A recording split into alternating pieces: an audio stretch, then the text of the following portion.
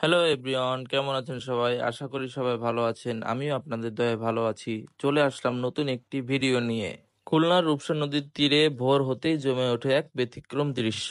এটা খুলনার সব থেকে বড় পাইকারি মাছের আড়ত। নদীপথে আসা মাছ ভর্তি ট্রলার আর মানুষে মানুষে গণগমে পরিবেশ। এক চেনা সকালের গল্প শুরু হয় এখান থেকেই। এই আড়তের সব থেকে আকর্ষণীয় দিক হলো নিলাম প্রথা।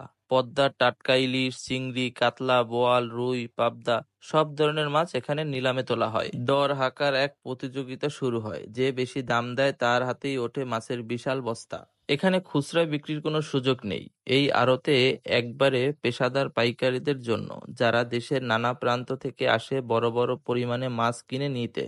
হ্যাঁ, কিন্তু আপনি চাইলে এখান থেকে পাইকারি দরে মাছ কিনে নিতে পারবেন। এখান থেকেই এই মাছ পার হয়ে যায় বিভিন্ন জেলার শহরের বাজারে, এমনকি দেশের বাইরেও রপ্তানি হয় এই মাছগুলো। সকালের আলো ফোটার আগেই ভিড় জমে যায় এই মাছের আড়তে। কারো কাছে মাছের ঝুড়ি, কারো হাতে হিসাবের খাতা। প্রতিটি কোণেই চলে ব্যস্ততা আর হিসাব নিকাশ। রূপসার এই মাছের আড়ত শুধু খুলনার নয়, বরং গোটা দক্ষিণ অঞ্চলের মাছ ব্যবসায়ের একটা কেন্দ্রবিন্দু।